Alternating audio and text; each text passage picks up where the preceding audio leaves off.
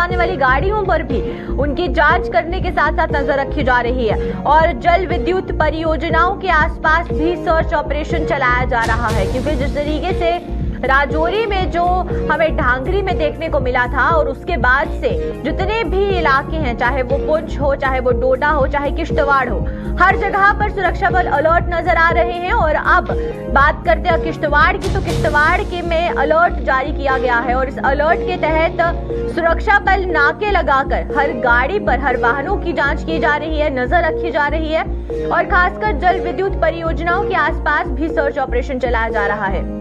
लेकिन वहीं पर ग्राउंड रिपोर्ट क्या कुछ आ रही है और किस तरीके से जो ये सर्च ऑपरेशन है कौन से इलाकों में चलाया जा रहा है, सिविलियंस का इस पर क्या कुछ कहना है, क्योंकि 26 जनवरी भी नजदीक आती जा रही है और जिस तरीके से 26 जनवरी नजदीक आती जा रही है उस बीच जो इलाके बॉर्डर के नजदीक हैं या फार फ्लंग एरियाज है जहां पर कोई भी घटना होने के अंदेशे या फिर इनपुट्स सुरक्षा बल को मिलते हैं, तो वहां पर अब सर्च ऑपरेशन चलाया जा रहा है। और इसी के साथ आपको तस्वीरें हम किश्तवाड़ की दिखा रहे हैं जहां पर सुरक्षा बल हर गाड़ी पर भी नजर रखते हुए नजर आ रहे हैं। और खासकर बात करें नाकों की, तो जो नाके हैं वो लगाए गए हैं ताकि गाड़ियों की जांच की जाए और इस तरीके की कोई भी एक्टिविटी हमें किश्तवाड़ में देखने को ना मिले, क्योंकि किश्तवाड़ भी एक सेंसिटिव एरिया है। कुछ हफ्तों पहले भी हमें इस तरीके से देखने को मिला था कि जो सर्च ऑपरेशन था वो चलाया जा रहा था। और इसी के साथ साथ आपको बताएं तो पिछले कुछ महीनों की किश्तवाड़ में भी जो तस्वीरें हमें देखने को मिली थी जहां पर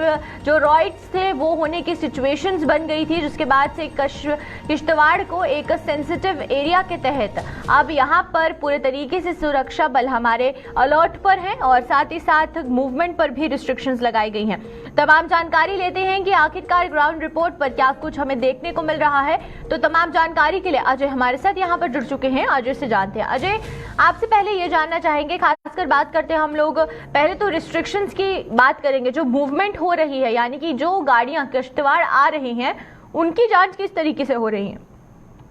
जी पल्लवी, देखिए जैसे जैसे 26 जनवरी का दिन नजदीक आ रहा है और उसके साथ ही जो डेवलपमेंट हाल ही में राजौरी में देखी गई है उसके चलते एहतियात के तौर पर किश्तवाड़ में भी सिक्योरिटी फोर्सेस की डोमिनेशन बढ़ गई है। जैसे आपने कहा कि आने जाने वाले वाहनों की जो है तलाशी ली जा रही है, जो संदिग्ध है उससे पूछताछ की जा रही है। हालांकि अभी तक उसमें कोई सफलता हाथ नहीं लगी है, लेकिन जो सिक्योरिटी फोर्सेज है, चाहे सेना है, लोकल पुलिस है, वो कोई चांस नहीं लेना चाहते और हर एक आने जाने वाले की तलाशी ली जा रही है। जिसके अलावा जो आसपास के इलाके हैं, ग्रामीण क्षेत्र हैं या शहरी इलाके हैं, वहां पर संदिग्ध स्थानों पर छापेमारी की जा रही है। जैसे हम विजुअल भी दिखा रहे हैं कि घरों में जाकर जहां संदिग्ध है वहां पर भी पूछताछ की जा रही है, तलाशी अभियान चल रहा है। इसके अलावा किश्तवाड़ में जो जल विद्युत परियोजनाएं बन रही है वहां पर भी सिक्योरिटी फोर्सेस की डोमिनेशन देखने को मिल रही है। रात भर वहां पर भी छापेमारी होती रही, जो संदिग्ध लोग थे उनसे पूछताछ होती रही। तो कहीं ना कहीं हम ये कह सकते हैं कि राजौरी इंसिडेंट और अब जबकि गणतंत्र दिवस आने वाला है उसको देखते हुए जिला किश्तवाड़ में सिक्योरिटी फोर्सेस हाई अलर्ट पर हैं। हालांकि ये सफलता हाथ नहीं लगी है, लेकिन चांस कोई नहीं ले रहा है। जी वहीं पर अजय, आपसे ये जानना चाहेंगे कौन से इलाके ऐसे हैं जो कि ज्यादा सेंसिटिव है किश्तवाड़ में देखा जाए तो, ऐसे कौन से इलाके जिन पर ज्यादा सिक्योरिटी की जरूरत है? देखिए ओवरऑल जो मूवमेंट है हर पॉकेट में किश्तवाड़ में टेररिस्ट की लगी है जी। पीछे जो छापेमारी हुई है छात्रों में हुई है, डूल क्षेत्र में हुई है, उछाल में हुई है और जो किश्तवाड़ के साथ लगते एरिया ठाठरी है वहां पर ये छापेमारी की जा रही है। और जो हमारे पास खबरें हैं कि पहाड़ी इलाकों जो ग्रामीण क्षेत्र है वहां पर भी सिक्योरिटी फोर्सेस की मूवमेंट बढ़ गई है। कहीं ना कहीं हर जगह पे जो सेंसिटिव एरियाज हैं वहां पर डोमिनेशन की जा रही है, क्योंकि यहाँ पर ये कहना जरूरी होगा कि किश्तवाड़ में अभी भी करीब 3 दशकों पुराना एक आतंकवादी हिजबुल कमांडर जहांगीर सरूरी जो है वो अभी भी जीवित है। उसके 2 साथी और अभी इन इलाकों में घूम रहे हैं जिनकी तलाश जारी है, लेकिन वो हाथ नहीं आ रहे सुरक्षा बलों के। क्या कारण है वो एक दूसरा चैप्टर है, लेकिन जो चांस, जैसे मैंने कहा कि सुरक्षा बल कोई चांस नहीं लेना चाहते और हर जगह डोमिनेशन बढ़ाती है। तो कहीं ना कहीं हर जगह, चाहे अर्बन एरियाज और टाउन की बात करें, ग्रामीण क्षेत्र में हर जगह ये तैनाती हमें देखने को मिल रही है। एक आखिरी सवाल अजय आपसे ये रहेगा कि जैसे हमें 1-2 दिन पहले भी देखने को मिला था कि सर्च ऑपरेशन जो था वो चलाया जा रहा था किश्तवाड़ में, कुछ एरियाज थे जहां पर सर्च ऑपरेशन चलाया जा रहा था। उस बीच हमें ये देखने को मिला था कि कुछ ऐसे घर थे जहां पर जो उनके घरों में जाके सर्च ऑपरेशन किया गया, तो क्या उसमें कोई इन्वेस्टिगेशन को आगे बढ़ावा दिया गया?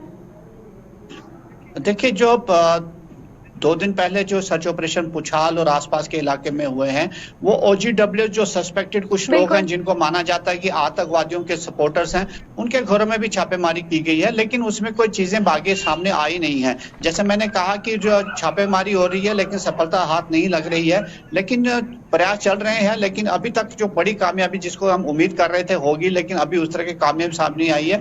लेकिन OGW को खास करके टारगेट किया गया, जो सस्पेक्ट्स हैं जिनके हाथ आतंकवादी घटना में रहे हैं, तो उन पर भी कहीं ना कहीं नजर रखी जा रही है। चलिए, बहुत बहुत शुक्रिया आपका अजय तमाम जानकारी देने के लिए। तो जिस तरीके से अजय ने बताया कि सर्च ऑपरेशन किश्तवाड़ में चलाया जा रहा है, और हालांकि बात करें अभी ऐसा कुछ इन्वेस्टिगेशन से निकलकर सामने नहीं आया जिससे कि हमें ये देखने को मिले कि किश्तवाड़ को कोई एक बड़ा हादसा यहाँ पर हो सकता है। लेकिन बात करें अगर सुरक्षा बलों की, तो सुरक्षा बल पूरे अलर्ट मोड पे हमें किश्तवाड़ में नजर आ रहे हैं।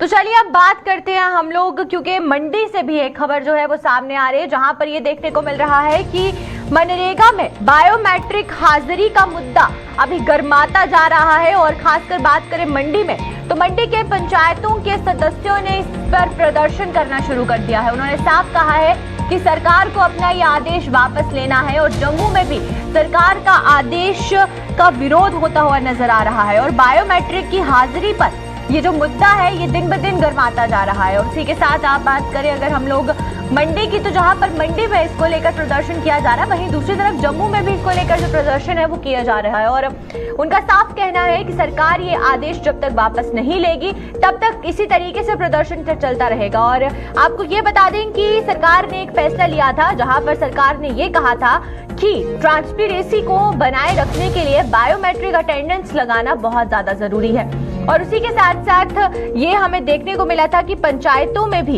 इसी तरीके से बायोमेट्रिक अटेंडेंस को लेकर बात कही जा रही थी, और ये कहा जा रहा था कि बायोमेट्रिक अटेंडेंस पंचायतों में भी अब अनिवार्य किया जाएगा। जिसके बाद से बात करते अगर हम लोग पंचायतों की, तो अब मनरेगा में बायोमेट्रिक हाजिरी को लेकर जो विरोध प्रदर्शन है वो किया जा रहा है। जहां पर एक तरफ मंडी में ये प्रदर्शन किया जा रहा है, वहीं दूसरी तरफ हमें जम्मू में भी देखने को मिल रहा है कि यहाँ पर भी जो प्रदर्शन है वो किया जा रहा है। तो हमारे साथ यहाँ पर अनिल जी जुड़ चुके हैं, तो अनिल जी से जानेंगे। अनिल जी, आपसे पहला हमारा सवाल ये रहेगा कि क्या कारण है, क्योंकि ये जो प्रदर्शन किया जा रहा है इसमें साफ कहा जा रहा है ये फैसला वापस ले, तो जहां पर सरकार का ये कहना है, सरकार अपना पक्ष रखती है कि वो ट्रांसपेरेंसी के लिए, पारदर्शिता के लिए जो है ये कदम उठा रही है, और वहीं पर दूसरी तरफ अगर मनरेगा की बात करते हैं तो यहाँ पर पंचायतों में ये बायोमेट्रिक हाजिरी नहीं होनी चाहिए, इसको लेकर प्रदर्शन किया जा रहा है, तो इससे डिसएडवांटेज क्या कुछ रहेगा?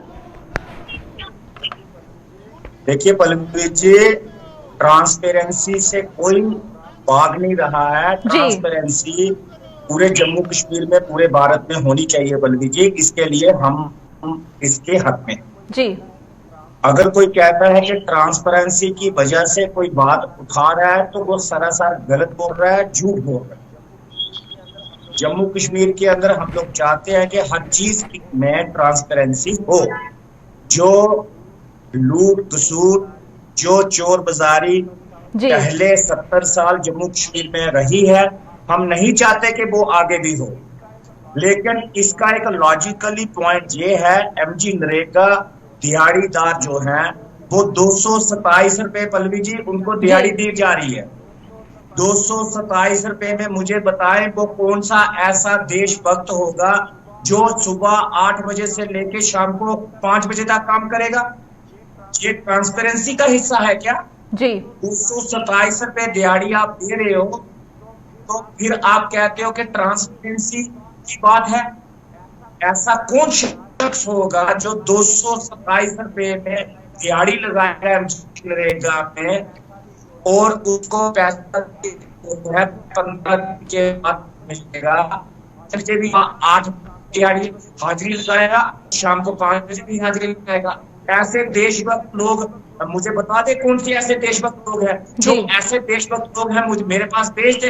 मेरे पास काम बहुत ज्यादा पड़ा हुआ है, MG नरेगा का काम कोई कर नहीं रहा जी। मेरे पास उन लोगों को भेज दे, मैं उनको दिहाड़ी पे रख देता हूँ और 2 वक्त हाजिरी भी लगा दूंगा। अगर वो उसमें एग्री है 227 रुपए में दिहाड़ी लगाना, अगर वो मुनासिब समझते हैं कि गरीब की थाली पे डाका डालने वाली बात हो रही है जी, कि 227 रुपए दिहाड़ी पे कौन शख्स आज की तारीख में काम करता है, जहां जम्मू कश्मीर के अंदर नेटवर्क की प्रॉब्लम है। अगर आप गूगल परिस्तान चले जाएं, अगर आप गूल संगलदान चले जाएं, अगर आप बफलियाज और बालाकोट चले जाएं बाटनेट में, अगर आप बड़ी बसोली चले जाएं, अगर आप कटियाल चले जाएं, अगर आप पाड़ा, अनंतनाग, बारामूला, कुलगाम, शोपियां बॉर्डर पे चले जाएं, वहां कहाँ आपको इंटरनेट फैसिलिटी है? कैसे आप दिहाड़ी लगा पाओगे 2 वक्त की?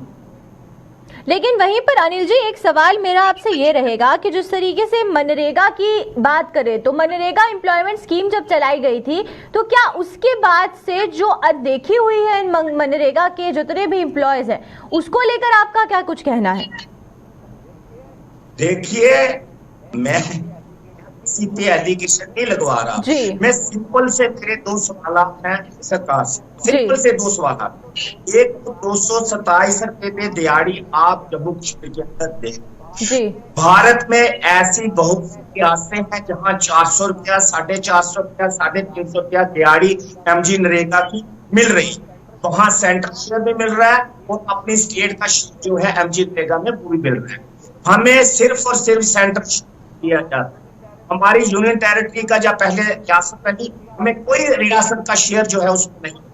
तो इसलिए हमारा ये कहना है कि अगर आप दिहाड़ी 600 रुपया दिहाड़ी कर दे, जो आम दिहाड़ी है 600 रुपया कर दे, आप 2 वक्त के छोड़िए, आप 4 मरतबा हाजिरी लगवाएं, लोगों को कोई तकलीफ नहीं है।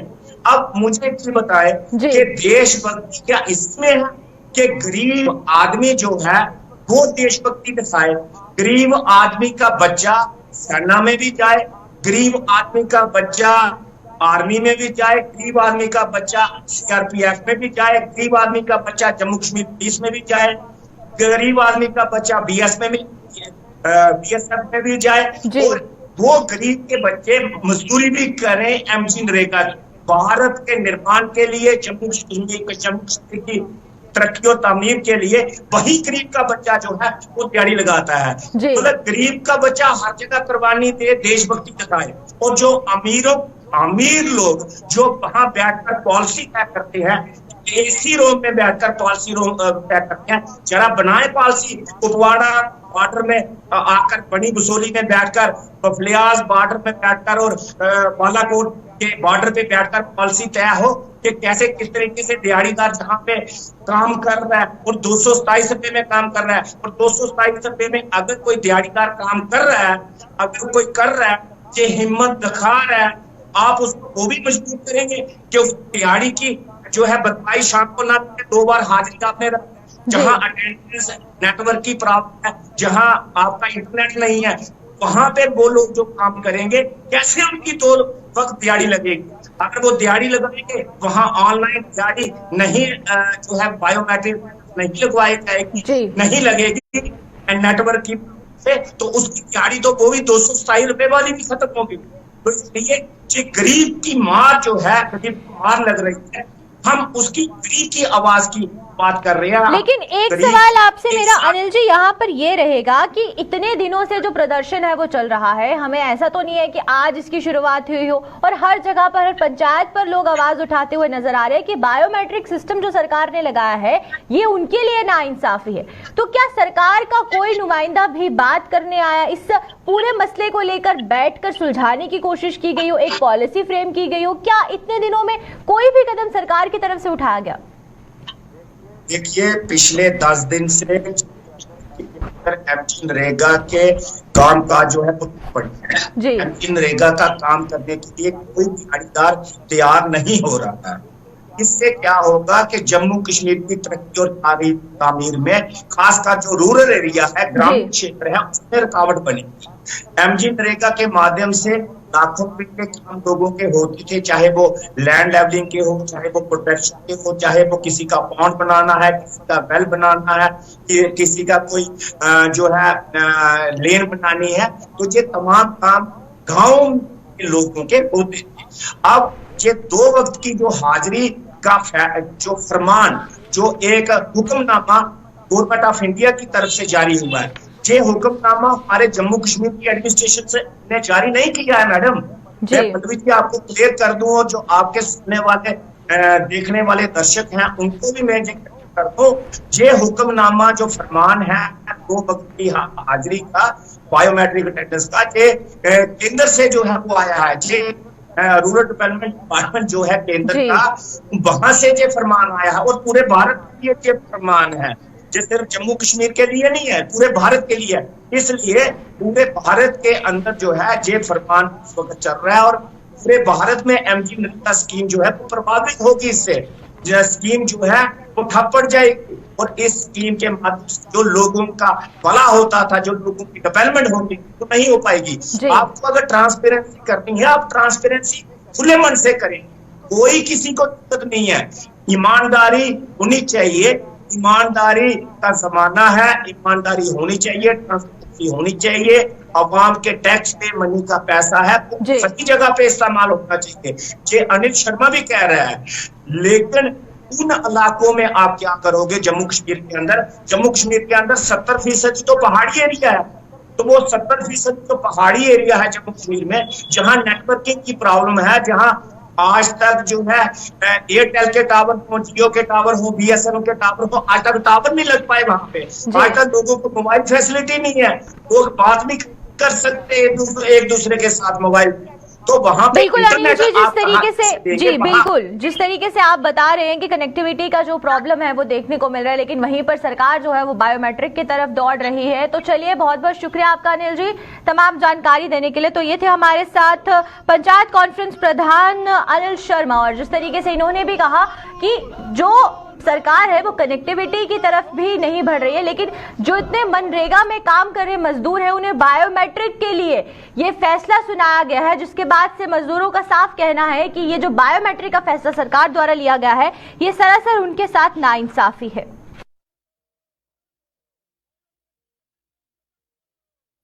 तो चलिए अब हीरानगर की तरफ चलते हैं और आपको ये बता दें कि हीरानगर में जो बिजली सप्लाई है उसकी वजह से खासकर लोगों को, आम वर्ग और व्यापारी वर्ग को काफी परेशानी यहाँ पर देखने को मिल रही है, और बत्ती गुल रहने की वजह से कारोबार बुरी तरह से इन लोगों का प्रभावित होता जा रहा है। आपको ये भी बता दें कि जिस तरीके से बात करते हैं व्यापारियों की, तो जहाँ पर इन व्यापारियों ने बैंक से लोन लेकर जो अपना व्यापार है, जो अपना बिजनेस है उसे शुरू किया होता है, लेकिन वहीं पर बिजली डिपार्टमेंट जब घंटों तक बिजली गायब रखता है, गुल रखता है, तो उसकी वजह से इन लोगों के व्यापार पर इसका सीधा असर पड़ता है। जहां पर यह बताया जा रहा है कि कोई भी शेड्यूल्ड पावर कट हमें हीरानगर में नहीं देखने को मिल रहा है, और उसकी वजह से व्यापारियों को काफी परेशानी आ रही है। लेकिन वहीं पर तमाम जानकारी क्या है इस पूरे मामले को लेकर रंजीव हमारे साथ यहाँ जुड़ चुके हैं, रंजीव से जानते हैं। रंजीव, आपसे पहले ये जानना चाहेंगे कि आज तक पावर डेवलपमेंट डिपार्टमेंट द्वारा एक शेड्यूल पावर कट का जो एक शेड्यूल था वो जारी क्यों नहीं किया गया? क्योंकि हर जगह पर खासकर बात करते हैं, जिन भी सिटीज में पावर कट्स होते हैं उसको लेकर एक शेड्यूल जारी किया जाता है, तो हीरानगर में ऐसा देखने को क्यों नहीं मिल रहा? पल्लवी, मैं बताऊं कि बिजली विभाग की तरफ से शेड्यूल तो जो 8 घंटे का शेड्यूल वो तो STD विभाग की तरफ से जारी किया जा चुका है, लेकिन ऊपर से जो बड़ी समस्या है लोगों की वो ग्रिड का अनशेड्यूल कट होता है। जैसे ही SLTC से ग्रिड वालों को मैसेज आता है कि ओवरलोड हो गया है और इतना लोड कम कर दो, तो वो वहां पे कट लगा देते हैं, जिसके कारण लोगों को काफी दिक्कतों का सामना करना पड़ रहा है। इस सर्दी के मौसम में खासकर लोगों को बिजली की जरूरत जो है वो अधिक पड़ जाती है, लेकिन पीछे से जनरेशन कम होने से और जो सप्लाई भी कम होने से जो कट हैं वो लगातार बढ़ रहे हैं, और इन कट की वजह से खासकर छोटे दुकानदार और छोटे जो बिजली उपकरणों से अपने कामकाज चलवाते थे उनकी रोजी रोटी पर सवाल खड़े हो रहे हैं, क्योंकि दिन में अगर 8 घंटे कट रहेगा तो वो काम कब करेंगे। इसको लेकर उन्होंने उन दुकानदारों में काफी रोष देखा जा रहा है।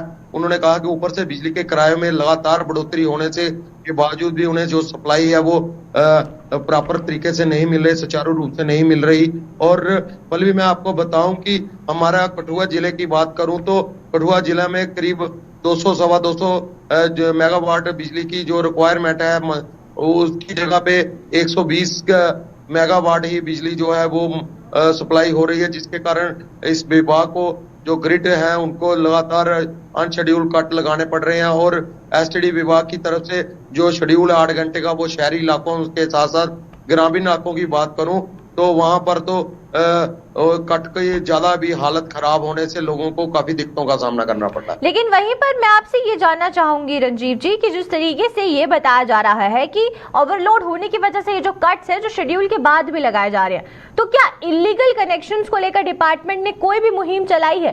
क्या आज तक इलीगल कनेक्शंस जो हीरानगर में दिए गए हैं उसको काटने के लिए, ताकि ओवरलोडिंग को रोका जा सके और जो लोग अपने बिजली का भुगतान कर रहे हैं, किराए का भुगतान कर रहे हैं, उनको बिजली समय पर मिल सके? मैं पहले भी बताऊं कि ये जो आपने बताया कि इलीगल कनेक्शनों को लेकर विभाग लगातार छापेमारी करता है, हीटर्स जब्त करता है लोगों के घरों से।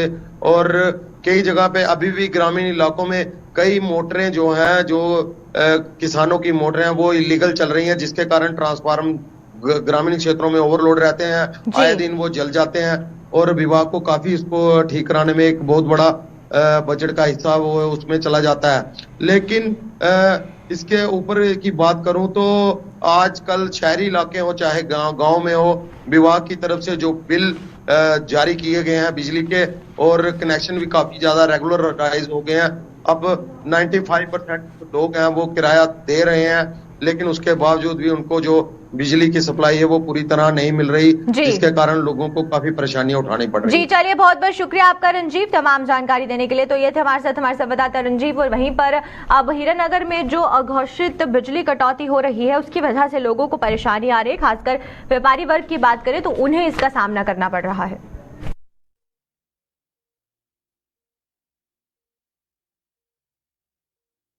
तो चलिए आप सोरनकोट की तरफ चलते हैं। आपको बता दें कि सोरनकोट में भी हमें बिजली को लेकर जो परेशानी है वो देखने को मिले, जहां पर गुलिस्तान न्यूज ने इस खबर को प्रसारित किया था और जिसके बाद से सोरनकोट में इस खबर का असर देखने को मिल रहा है। और खबर प्रसारित होने के बाद बिजली विभाग यहां पर हरकत में आता हुआ नजर आया और अवैध बिजली का प्रयोग करने वाले को खिलाफ जो है वो अभियान चलाया गया। और बड़ी संख्या में हीटर, बॉयलर सहित वो उपकरण जो कि बिजली की ज्यादा अवैध तरीके से जिससे इस्तेमाल किया जाता था और ओवरलोडिंग होने की वजह से बिजली में कटौती होती थी, बिजली में परेशानी आती थी, लोगों तक बिजली नहीं पहुंच पाती थी। और फिर खबर को जब प्रसारित किया गया तो पावर डेवलपमेंट डिपार्टमेंट द्वारा इसको लेकर जो इलीगल कनेक्शंस लगाए गए थे या फिर जहां पर अवैध उपकरणों का इस्तेमाल हो रहा है, जिन पर रिस्ट्रिक्शंस लगाई गई हैं डिपार्टमेंट द्वारा, उनको जब्त किया गया है। तमाम जानकारी के लिए आकाश मलिक हमारे साथ यहाँ जुड़ चुके हैं। आकाश से जानते हैं। आकाश, आपसे पहले ये जानना चाहेंगे कि जिस तरीके से अब सरकार ने ये इलीगल कनेक्शंस को लेकर जो है मुहिम चलाई है वहां पर,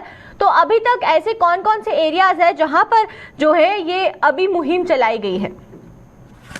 तो पहले मैं आपको बताता चलूं, पीडीडी के हवाले से 3 दिन पहले हमने एक खबर की थी, उसमें लोगों का ये कहना था कि पीडीडी के हवाले से जो है लाइट जो है काफी ज्यादा मकदार पे कट की जाती है और गरीब लोग हैं, कुछ लोगों के घर इन्वर्टर नहीं होते और बच्चों की पढ़ाई में जो है काफी दिक्कत लोगों को सामना करना पड़ता है। उसके बाद आज हमारी AWE सोरनकोट से कल बात हुई तो उनका ये कहना था कि मैंने तमाम टीम्स को जो है इतला दे दी है और आप जैसे देख रहे हैं कि कल जो है और आज सुबह भी ये छापे मार के जितने भी इलीगल मटेरियल, चाहे वो हीटर्स हो, बायलर्स हो, तमाम लोगों के घर से इलीगल जितने भी हीटर्स और बायलर है उनको जो है रिकवर किया गया। और AWE की तरफ से एक चीज ये भी बताई गई है कि कोई भी आदमी जो है इलीगल किसी भी चीज को इस्तेमाल करते हुए अगर पकड़ा गया उसके खिलाफ जो है सख्त कानूनी कार्रवाई की जाएगी। लेकिन वहीं पर आकाश, एक आखिरी सवाल जो है मैं आपसे ये लेना चाहती हूँ कि जिस तरीके से लोगों का ये कहना होता है कि इसमें बहुत से ऐसे सरकारी नुमाइंदे भी हैं जिनसे कि इनका बिजली का बिल नहीं लिया जाता या जो वोल्टेज है वो उनकी चेक नहीं की जाती, ओवरलोडिंग चेक नहीं की जाती, तो क्या कोई भी अभी तक कोई सरकारी नुमाइंदे को नोटिस जो है वो पीडीडी डिपार्टमेंट द्वारा भेजा गया है? हवाले से हमारी जो AWE से बात हुई उनसे हमारी इस हवाले से बात हुई, उनका कहना है कि चाहे कोई सरकारी मुलाजिम हो चाहे कोई प्राइवेट हो, सब पे जो है एक्शन किया जाएगा। कुछ डिपार्टमेंट से वो भी आला अधिकारी से जब हमारी उनका कहना है कि हमने वो भी चेक किए, वहां से भी अगर कोई हीटर या कोई चीज मिले हमने उस पर भी एक्शन किया। लोगों का रिएक्शन ये है, लोगों का कहना है कि पीडीडी डिपार्टमेंट का एक ये अच्छा कदम है और लोगों की यही मांग है कि जो लाइट का चलिए बहुत बहुत शुक्रिया आपका आकाश तमाम जानकारी देने के लिए। तो ये थे हमारे साथ आकाश मलिक और वहीं पर हमें देखने को मिल रहा है कि पीडीडी डिपार्टमेंट द्वारा जो अवैध कनेक्शंस हैं वो काटे जा रहे हैं और जो उपकरण है उन्हें भी जब्त किया जा रहा है।